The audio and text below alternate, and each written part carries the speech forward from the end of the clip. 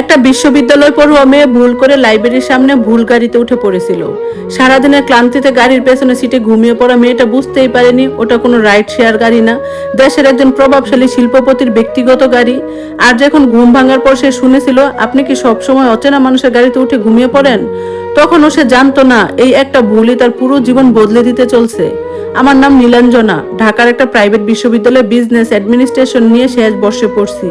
বাইরে থেকে শুনতে হয়তো অনেক সাধারণ লাগে, কিন্তু এই শেষ বর্ষ পর্যন্ত পৌঁছাতে আমার কত রাত না ঘুমিয়ে কেটেছে, কত দিন না খেয়ে থেকেছি, সেটা আমি ছাড়া আর কেউ জানে না। সকালে ধানমন্ডির একটা ছোট্ট ক্যাফেতে কাজ করতাম, বিকেলে ক্লাস, রাতে মেয়েদের হোস্টেলের ক্যান্টিনে পার্ট টাইম, তারপর গভীর রাত পর্যন্ত পড়াশোনা। কারণ জীবন কাউকে ছাড় দেয় না।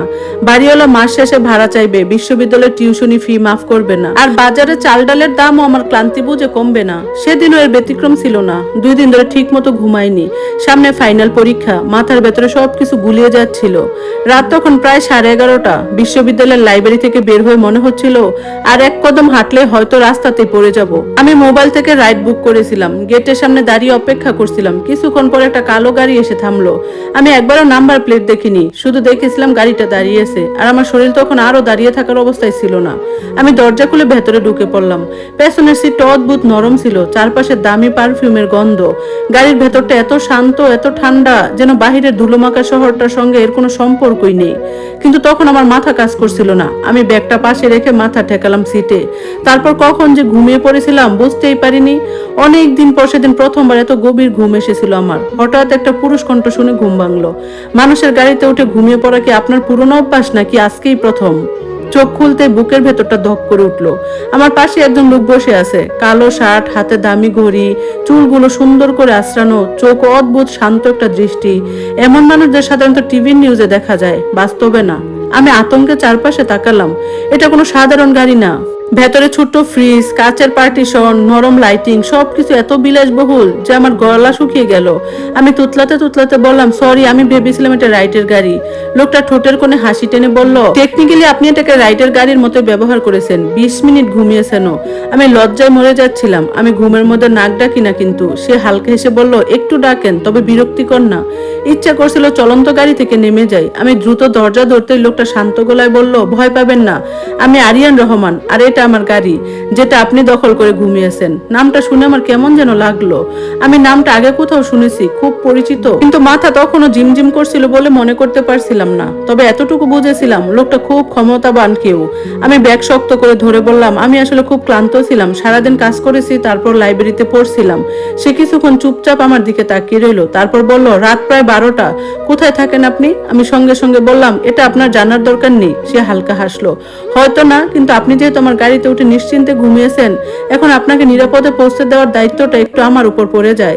আমি গম্ভীর গলায় বললাম, আমার করুণার দরকার নেই। সে জানালার বাহিরে তাকিয়ে ধীর স্বরে বলল, এটা করুণা না, বাস্তবতা। এই শহরে রাত 12টায় ক্লান্ত একটা মেয়ে একা একা নিরাপদ না। আমি চুপ করে গেলাম, কারণ একটা সত্যি ছিল। শেষ পর্যন্ত ঠিকানাটা বলে দিলাম। গাড়ি চলতে শুরু করলো। ঢাকার রাত তখন প্রায় ফাঁকা।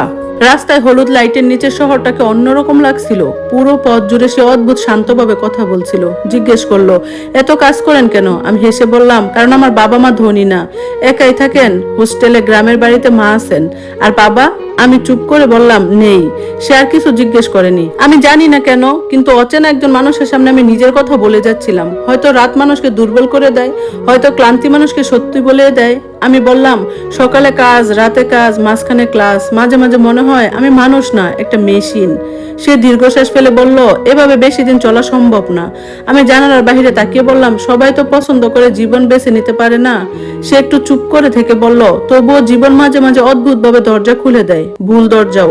তার কথাটা তখন বুঝিনি, কিন্তু পরে বুঝেছিলাম। সেই রাতটাই আমার জীবনের মোড় ঘুরিয়ে দিয়েছিল। গাড়ি এসে থামলো আমাদের পুরনো বিল্ডিং এর সামনে। ভাঙা সিঁড়ি, আদো অন্ধকার গলি, দেয়ালে খসে পড়া রং, এসব জায়গায় অভ্যস্ত আমি, কিন্তু তার চোখে স্পষ্ট অবাক ভাব দেখেছিলাম। সে পকেট থেকে একটা কার্ড বের করে আমার দিকে বাড়িয়ে দিল। আমার একজন পার্সোনাল অ্যাসিস্ট্যান্ট দরকার। কাজ খুব কঠিন না, শিডিউল ম্যানেজ করা, কিছু অফিসিয়ালি ইমেল, মাঝে মাঝে বাসার কিছু বিষয় দেখা। আমি অবাক হয়ে বললাম, আপনি আমাকে চাকরি দিতে চাইছেন? দিছেন কারণ আমি আপনার গাড়িতে ঘুমাইছি? সে মাথা নাড়লো। না, কারণ আপনি ক্লান্ত কিন্তু ভাঙ্গেননি, আর আমি এমন মানুষ পছন্দ করি যারা অভিনয় করে না। আমি কড়া গলায় বললাম, আমার দয়া লাগে না। সে কার্ডটা আমার হাতে গুজে দিয়ে বলল, এটা দয়া না নীলাঞ্জনা, এটা একটা সুযোগ। আমি থমকে গেলাম, সে আমার নাম জানে? তারপরই মনে পড়লো হয়তো আমার ইউনিভার্সিটির আইডি কার্ড ব্যাগ থেকে দেখা গিয়েছিল। আমি কিছু না বলে সিঁড়ি বেয়ে উপরে উঠে গেলাম। রুমে ঢুকে আমার রুমমেট তৃষা কার্ডটা হাতে নিয়ে চিৎকার করে উঠলো, আরিয়ান রহমান, তুই কি পাগল? এটা আরিয়ান গ্রুপের মালিক। আমি অবাক হয়ে ওর দিকে তাকালাম। নামটা তখন মনে পড়লো, দেশের অন্যতম বড় ব্যবসায়ী পরিবার। আমি তারপর দিন দিন কার্ডটার দিকে তাকিয়ে ফোন করিনি। নিজেকে বারবার বলছি, এসব বড়লোক মানুষদের জীবনে আমার মতো মানুষ শুধু গল্প হয়, বাস্তব না। কিন্তু বাস্তবতা বড় নিষ্ঠুর। হোস্টেলের বকেয়া ভাড়া জমে গিয়েছিল, ক্যাফেতে আমার শিফট কমিয়ে দেওয়া হয়েছিল, এমনকি পরীক্ষার হলে বসে মাথা ঘুরে প্রায় পড়ে যাচ্ছিলাম। তৃষা একদিন বিরক্ত হয়ে বলল, তোর আত্মসম্মান কি ভাড়া দেবে?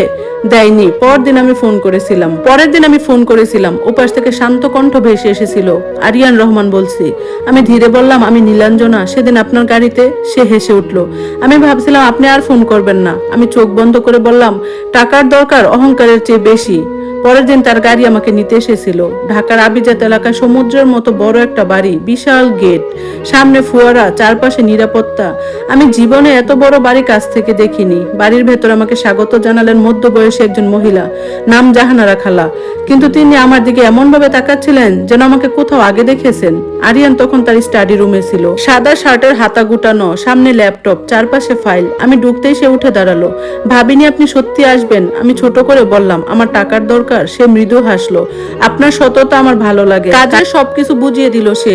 সময় ম্যানেজ করা, মেল দেখা, বিদেশে সফরের ফাইল গুছিয়ে দেওয়া। বেতন শুনে আমার মাথা ঘুরে গিয়েছিল। আমার আগের 2 চাকরি মিলিয়ে টাকাও 3 গুণ। আমি অবাক হয়ে বলছিলাম, এত টাকা কেন? সে খুব স্বাভাবিকভাবে বলেছিল, কারণ আপনার পরিশ্রমের দাম আছে। এরপর সে হাত বাড়িয়ে দিল। আমি হাত মিলাতেই বুকের ভেতর অদ্ভুত একটা কাঁপুনি অনুভব করলাম। খুব ছোট্ট একটা মুহূর্ত, কিন্তু সেই মুহূর্তে মনে হয়েছিল আমরা দুজনে কিছু একটা টের পেয়েছি। তবুও কেউ কিছু বলিনি। দিন যেতে লাগলো। আমি ধীরে ধীরে বুঝতে পারলাম, আরিয়ান রহমান শুধু টাকার পাহাড়ে বসে থাকা একজন মানুষ না, সে খুব একা। বড় একটা বাড়িতে চারপাশের মানুষ থেকেও সে একা। আর সে বুঝতে শুরু করছিল আমি হাসির আড়ালে কত ভয় লুকিয়ে রাখি। আমি সকালে না খেয়ে বের হই, সে খেয়াল করতো। আমি চাপা দুশ্চিন্তায় রাত জেগে থাকি, সে বুঝে ফেলতো। আর আমি ধীরে ধীরে দেখতে শুরু করলাম তার ভেতরে কত অগোছালো অন্ধকার লুকিয়ে আছে। কিন্তু আমার জীবনের সবচেয়ে বড় ধাক্কাটা এসেছিল এক বিকেলে। সেদিন সে আমাকে বলেছিল পুরনো লাইব্রেরি রুমের কিছু ফাইল গুছিয়ে দিতে। ধুলো মাখা বুক সেলফের পরিষ্কার করতে করতে একটা পুরনো কাঠের বাক্স পেলাম। বাক্সটা খোলার পর ভেতরে একটা পুরনো ছবি।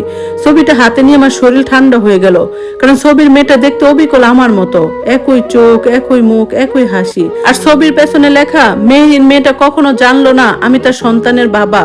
আমার নিঃশ্বাস বন্ধ হয়ে আসছিল, কারণ আমার মায়ের নামও মেহেরিন।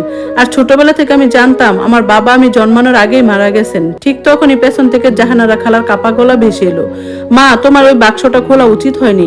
আমি ঘুরে দাঁড়াতেই দেখলাম তার মুখ ফ্যাকাশে। আর সেই মুহূর্তে পাশের রুম থেকে আরিয়ানের গর্জে ওঠা কণ্ঠ শোনা গেল, অসম্ভব, নীলাঞ্জনা কিছু জানতে পারবে না। আমার হাত থেকে ছবিটা প্রায় পড়েই যাচ্ছিল। তাহলে কি সেই রাতের ভুলকারীটা আসলে কোনো দুর্ঘটনা ছিল না? আরিয়ান রহমান কি প্রথম দিন থেকে জানতো আমি কে? আমার মায়ের সঙ্গে তার সম্পর্ক কি ছিল? আর আমি যে চাকরিটা নতুন জীবনের শুরু ভেবেছিলাম, সেটা কি আসলে বহু বছরের লুকোনো একটা সত্যের দরজা? ধন্যবাদ সবাইকে এতক্ষণ গল্পটা শোনার জন্য। গল্পটা কেমন লাগলো অবশ্যই কমেন্টস করে জানাবেন। আর এই গল্পের বাকি অংশ শোনার জন্য সাথেই থাকবেন। আজকের মতো আল্লাহ হাফেজ।